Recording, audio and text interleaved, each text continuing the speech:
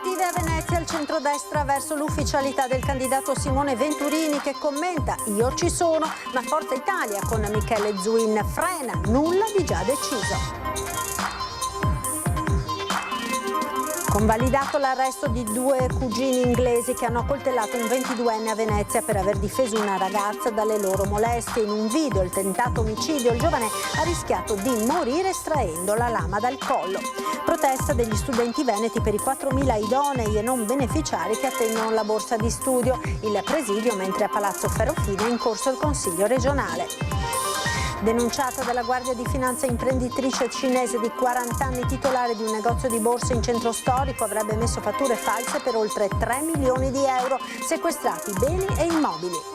Inaugurata questa mattina a Mestre la nuova centrale operativa di terraferma ACTV che coordinerà le operazioni degli esercizi automobilistici urbani ed extraurbani e tranviari. Arriva anche il bus a idrogeno. Non solo la rubrica in onda la domenica, da domani ogni mercoledì in prima serata su Antenna 3 un talk per affrontare con i protagonisti tutti i problemi di un settore strategico per il Veneto, l'agricoltura.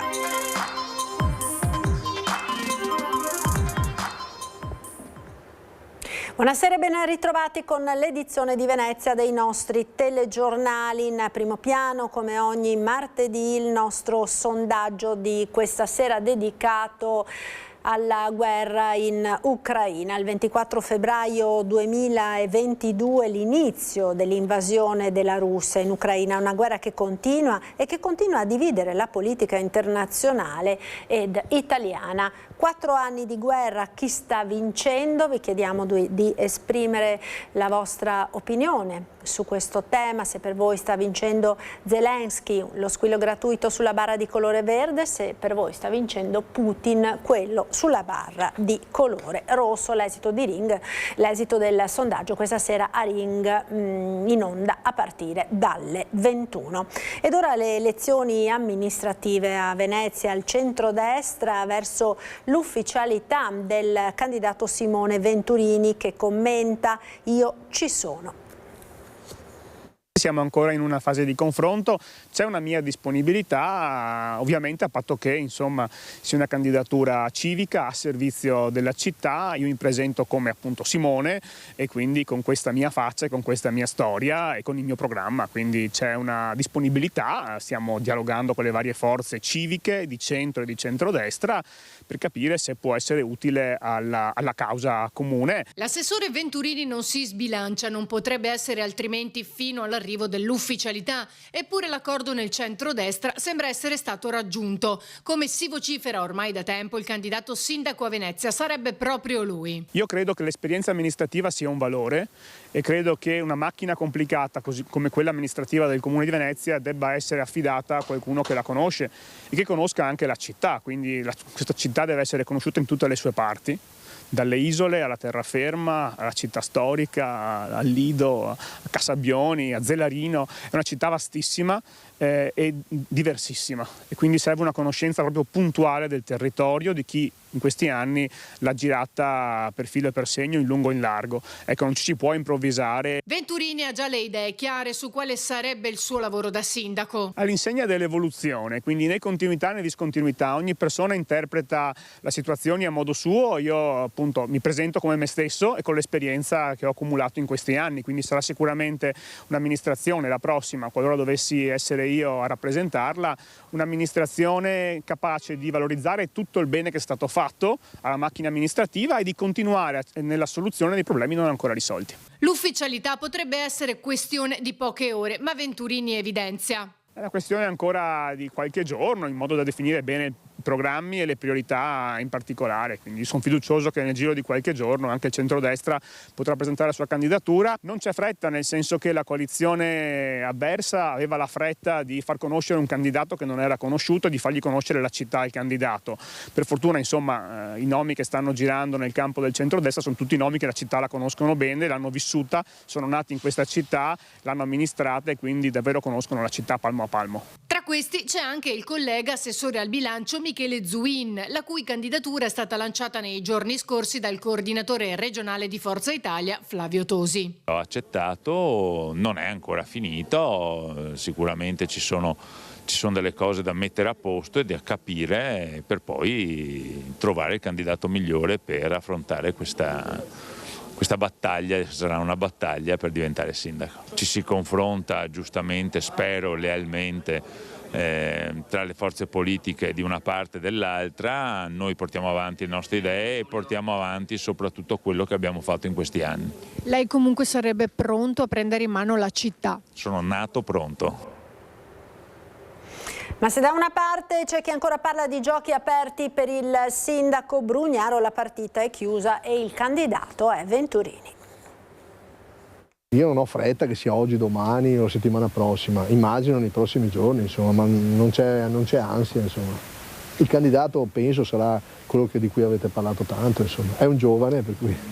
Quindi è Simone Venturini? Quindi penso sarà Simone Venturini, dico penso perché l'annuncio deve essere fatto formalmente da tutta quanta l'alleanza, mi sembra rispettoso, io poi sono anche in uscita, oggi mi hanno regalato la stecca che mi segna tutti i giorni, mancano 90 giorni oggi perché ne ho già cancellati 10, ho fatto la stecca da 100 giorni, perché conto che insomma, riusciamo a passare al primo turno. Il primo cittadino sembra non avere dubbi sulla candidatura a sindaco di Venezia per il centrodestra di Simone Venturini, membro della sua amministrazione in continuità col lavoro svolto finora. Deve essere una persona del posto e lui è di Marghera, abita a vivere da qua da sempre, per cui non gli racconti le barzellette. Adesso si è sposato, abita in centro storico, ma è uno dei nostri. Penso che i cittadini capiscano che qui non c'è una questione di parte politica, è proprio una scelta tra fare o bloccare. Io pensavo che se ne uscissero con delle proposte incredibili, no? Domani chi fa tavoli, delle riunioni di tutti i tipi, allargati, stretti, sono tutti... non se ne devono fare niente. Addirittura adesso discutono se scavo, si intende in che modo scavo o no, capito? Cioè, dove ti va così? Con un mondo che corre, l'Europa corre, ai giovani, gli devi dare risposte immediate, decideranno i cittadini, la città è loro, è giusto che sia così. Io sono stato onorato di aver fatto 11 anni qui al loro servizio, al servizio della città. Consapevole di quanto fatto per la città, 11 anni d'amministrazione che raccoglierà in un libro, Brugnaro risponde alle accuse che stanno arrivando nelle ultime settimane nei suoi confronti. Lo decideranno i cittadini se non abbiamo fatto nulla o no. Cioè, io su questo non c'è nessun problema, se si credono ancora, se qualcuno ancora crede alle balle di questi che tornano, cioè alcuni non li avevo più visti, però erano spariti, adesso tornano tutti, abbiamo visto le foto delle giunte vecchie, sono gli stessi. Una roba tristissima, ma è giusto, siamo in democrazia, è corretto, non sto svilendo niente, è un'idea, cioè l'idea della decrescita felice esiste, qualcuno la sostiene. Non sei felice per niente la decrescita, sei miseria e povertà, cioè lacrime e sangue. Trovarsi da questa parte della barricata, spiega il sindaco, non è così semplice, eppure continuiamo a portare a casa progetti, dalla riqualificazione dell'ex Umberto I alla stazione di Mestre, ma con Roma, dice, non è così immediato ottenere risultati. Lotte incredibili con Roma, incredibili, non è che uno si lancia, facciamo un progetto speciale per IVT, ma sì, anche a me, voto a me, firmo anch'io. Chi penso di te lo dare? Tu vai in Parlamento e ti danno la legge speciale per Venezia. Sì, credemo, se lo mettiamo come un obiettivo, vabbè, ma realisticamente dobbiamo pensare di farsi finanziare la legge speciale. La cronaca, ora restano in carcere i 2 giovani accusati di tentato omicidio per aver accoltellato al collo un 22enne del Lido lo scorso 14 febbraio a Rialto. Diffusi i video della serata, il ragazzo si sarebbe estratto da solo la lama dal collo rischiando di morire dissanguato. Il fendente è sferrato dritto al collo, sorprendendo il 22enne del Lido alle spalle. All'origine della violenza la colpa, secondo i suoi assalitori, un 19enne e un 21enne inglesi, di essere intervenuto in difesa di una ragazza oggetto di molestie.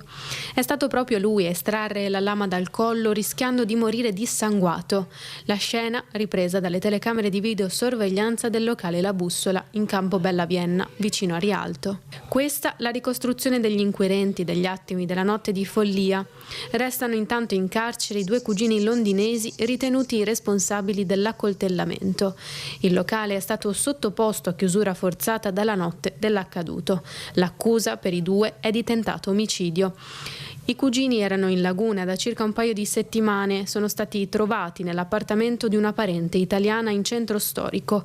Dalle indagini è emerso che i due giovani erano arrivati a Venezia a fine gennaio per una vacanza e avessero con loro già pronto il biglietto aereo del ritorno. Avevamo due volti a cui bisognava dare una identità e in questo senso prezioso è stato un duplice metodo di lavoro. Da un lato attività di OSINT e quindi di analisi delle fonti aperte e dei profili sui social media, dall'altro una cooperazione internazionale di polizia stringente, proficua, importante tra la squadra mobile di Venezia ed il servizio per la cooperazione internazionale di polizia del Dipartimento della Pubblica Sicurezza per il tramite dell'esperto per la sicurezza a Londra. I due indagati restano dunque a disposizione dell'autorità giudiziaria e del loro fermo è stata informata la rappresentanza diplomatica del Regno Unito. Intanto la questura fa sapere che proseguono le ricerche dei sommozzatori della Polizia di Stato per cercare nelle acque del Canal Grande l'arma utilizzata per il delitto. Fatto eclatante quello dello scorso 14 febbraio, ma non nuovo nella zona e che per questo preoccupa commercianti e residenti del centro storico. Episodi come questo comunque non dico siano all'ordine del giorno, ma diciamo che ogni 10 giorni accadono. È una violenza costante e continua, una enorme delusione nei confronti di chi? Delle nostre istituzioni ovviamente. Deve esserci sui punti caldi una presenza costante delle forze dell'ordine. Manca poco al completamento dei lavori di ripristino del condominio Circus di Chirignago, dove la scorsa settimana è scoppiato un incendio durante una lite tra occupanti abusivi. L'annuncio è del presidente dell'Ater di Venezia. Sono quasi terminati i lavori per il ripristino del condominio del Circus, oggetto una decina di giorni fa di una faida tra occupanti abusivi che ha causato l'incendio di una porta e l'evacuazione dell'intero edificio. Ad oggi l'Ater Venezia ha speso oltre 24.000 euro per mettere in sicurezza tutto l'edificio, per poter permettere alle famiglie che attualmente sono in hotel di rientrare con serenità e con normalità. Non è giusto che questi soldi, che sono della collettività, che sono soldi pubblici, siano destinati a coprire i danni di delinquenti anziché essere destinati ad altri capitoli di spesa per aiutare magari persone fragili o anziani.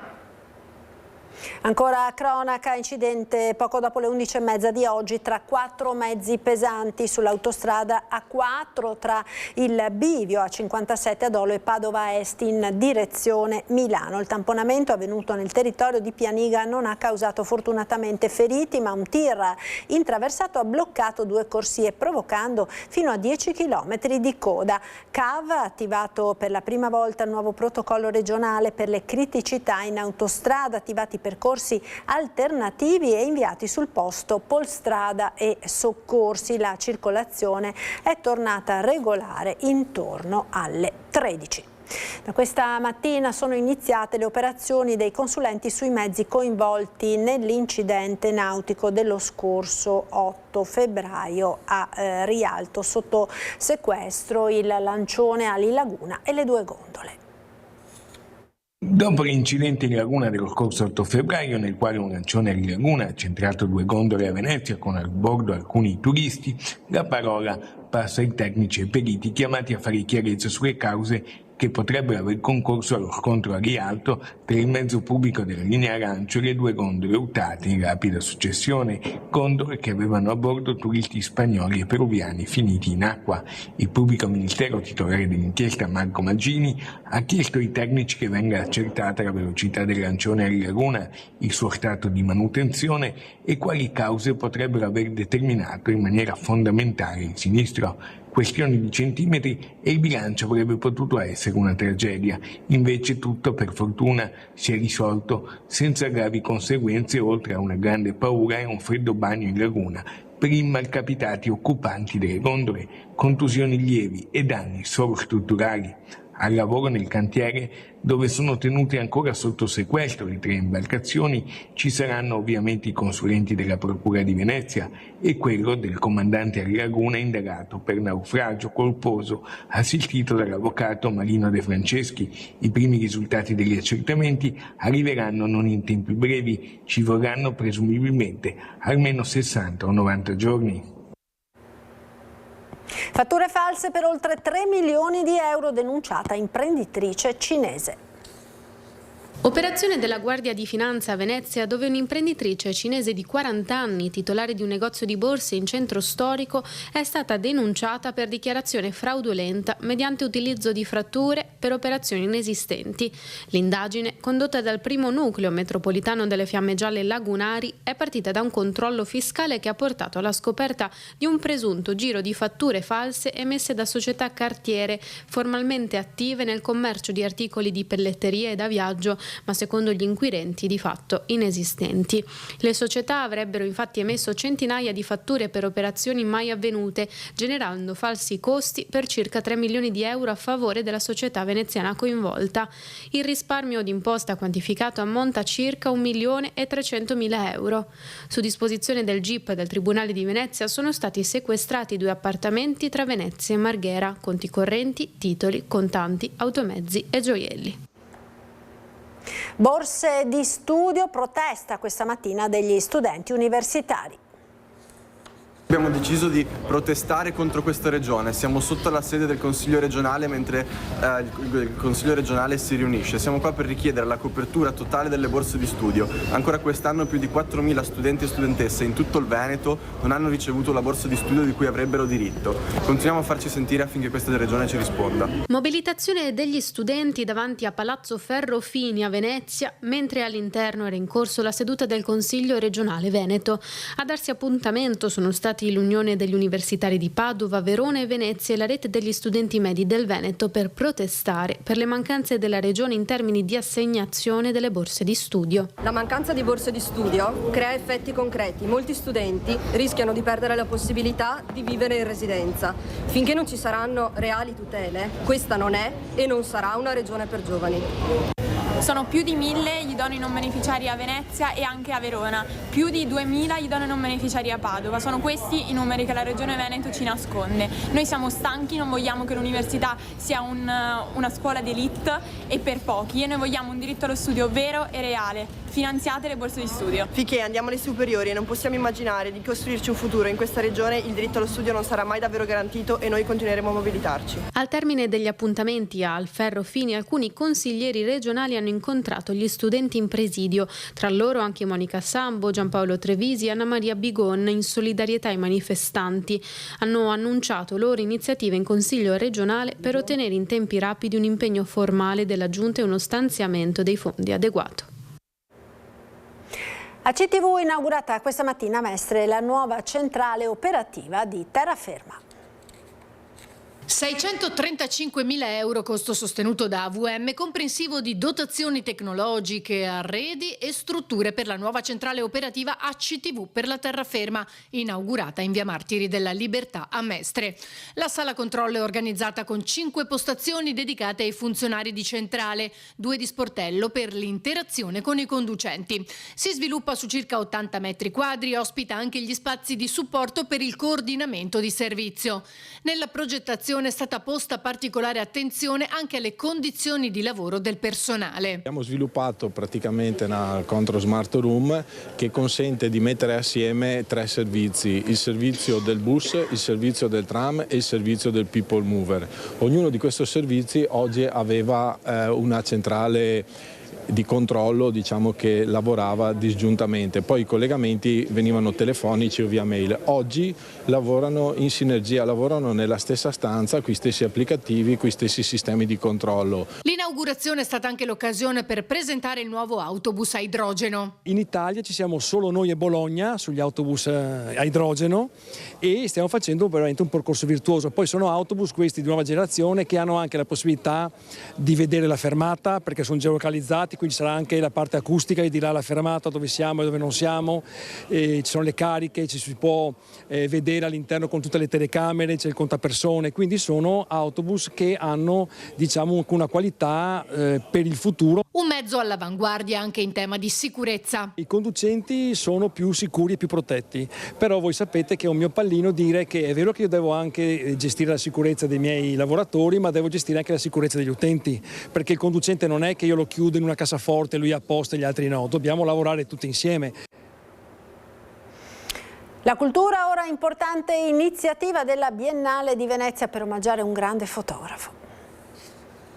50 anni fa, 50 anni di storia, Man Ray ha rappresentato e rappresenta ancora oggi l'esempio riuscito di come una tecnologia speciale, la fotografia, ci aiuta e ci accompagna nella dimensione surreale e la capacità di rendere visibile l'invisibile. La Biennale di Venezia omaggia così con una mostra attinta dal suo straordinario archivio storico, allestita per l'occasione al piano terra di Ca' Giustinian, il grande fotografo a 50 anni esatti da quella Biennale d'arte 1976, che lo vide protagonista assoluto poco prima della sua morte, e presto arriveranno anche importanti novità per la nuova sede dell'archivio storico della Biennale di Venezia in Arsenale. In giugno le prime giornate d'apertura in anteprima. Spiega come una fotografia si legge, l'articolo si vede. In Arsenale la nuova sede di archivio. Prossimamente avremo appuntamento molto presto. La parola poi a Deborah Rossi, responsabile dell'archivio storico della Biennale di Venezia. Questa mostra, che è parte integrante del patrimonio dell'archivio della Biennale, andava riproposta a 50 anni dalla sua prima esposizione e a 50 anni anche dalla scomparsa di Man Ray, di cui quest'anno ricorre l'anniversario. Ed è una mostra interessantissima, tra le più richieste dell'archivio storico sin dalla sua realizzazione, perché ripercorre la carriera e la produzione di Man Ray in 160 opere che lui stesso, insieme a Janus, il curatore della mostra, ha selezionato e ordinato in questo percorso che riproduciamo nella sua versione originale.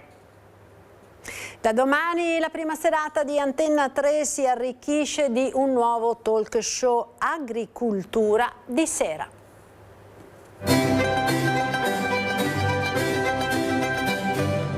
È il primo talk show dedicato interamente all'agricoltura. Una prima serata di Antenna 3 per dibattere su un settore, quello primario, che per volumi e fatturato è con il turismo uno dei volani economici del Veneto. E i numeri parlano chiaro: 2025 più 7,1% con un saldo di 8,8 miliardi di euro. Un settore fatto però di luci, come il Prosecco, sempre più richiesto, e di ombre, come testimoniano le notizie che arrivano dall'ultimo zuccherificio veneto di Ponte Longo, che dopo 116 anni di attività in questo 2026 sospenderà la produzione. Un segnale chiaro dell'inevitabile futura cancellazione della filiera della barbabietola, un tempo estesa e produttiva, con ben 17 stabilimenti attivi in tutta la regione. Dati e notizie che già appartengono da oltre 600 puntate al settimanale Agricoltura e che da mercoledì 25 febbraio diventeranno i temi del dibattito nella prima serata di Antenna 3. Con i protagonisti in studio tratteremo tutti i temi d'attualità del mondo agricolo, ma anche della pesca e dell'ambiente, dall'utilizzo dell'acqua alla gestione dei boschi legati al cambiamento climatico sotto gli occhi di tutti. Una prima serata perché gli agricoltori hanno capito che il loro lavoro va comunicato di più e meglio, e anche per dare maggiore consapevolezza ai cittadini consumatori nelle scelte a tavola o tra gli scaffali dei supermercati.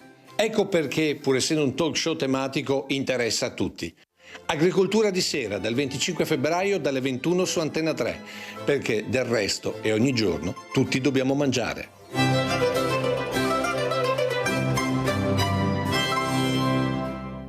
Ed è tutto, grazie per essere stati con noi. Vi lascio dopo la sigla al Meteo e poi al TG di Treviso. Arrivederci.